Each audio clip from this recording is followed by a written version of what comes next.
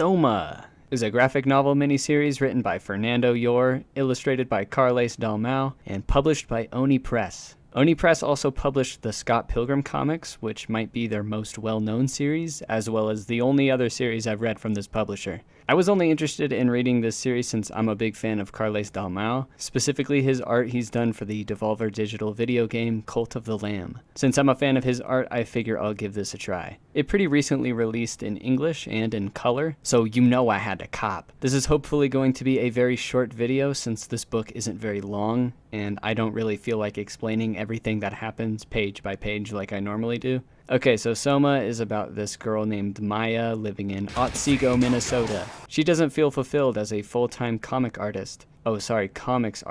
She has a friend named Ju, who's a huge maidenless loser struggling to find a girlfriend, and that's the last time I'm going to mention him because he's not really that important to the story. Things get pretty crazy when an alien robot crashes through her apartment window. This alien robot is being controlled by this weird octopus cat jellyfish thing named Soma, and it speaks to Maya telepathically. It says to her that it needs her help to stop an alien invasion that's happening right freaking now. They steal a big alien war vehicle, bust their way through the mothership, and Soma blows everyone up, including himself. Maya moves out of the city and is now drawing comics that she actually wants to make. Big happy W for everyone. Except Soma and his entire race of people, because I think they're extinct now. But it's okay, because they were evil.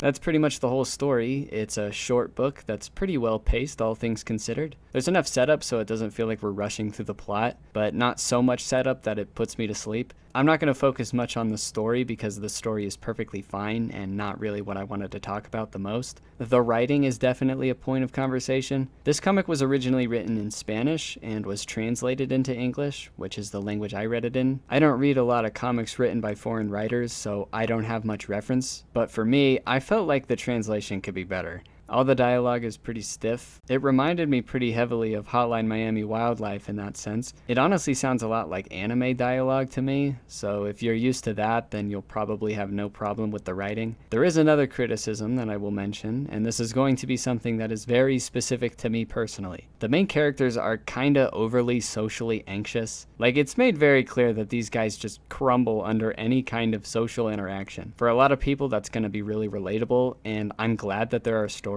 with main characters who act like a lot of people act, especially people who read comics. But I'm not one of these people, so I found myself eye-rolling every time Maya and the other guy are like, "Oh man, adulting is so hard." But that's a pretty personal complaint. Now we've gotten to the part of the video that I actually wanted to talk about. But before that, I gotta thank this video's sponsor, Sonic. Drive on by for the all-new Junior Chicken Sandwich, or the Honey Chipotle Junior Chicken Sandwich, both starting at $1.99 on the new Fun 99 menu. Live free, eat Sonic. Now back to the video.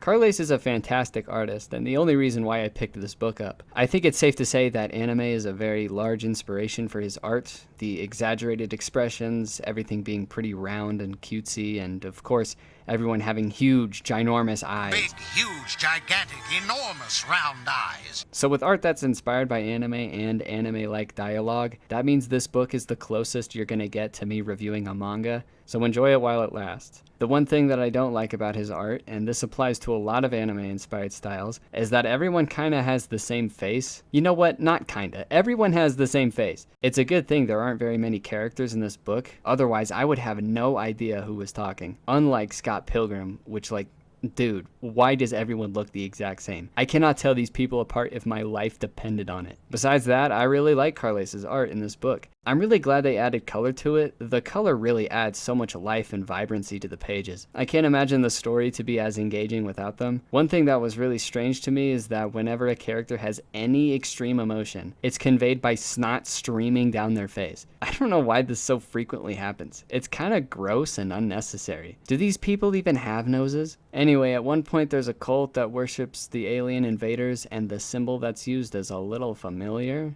Well, that's all I had to say about Soma. I thought it was a pretty good book. I would recommend it if it looks interesting to you. I'm gonna give it a 3 out of 5 stars. I wanted this video to be short as a way to experiment with the format of my comic reviews. Try not to yap too much, am I right, fellow kids? Maybe I didn't yap enough and this was a waste of everyone's time. Here's a funny video to make sure that's not the case.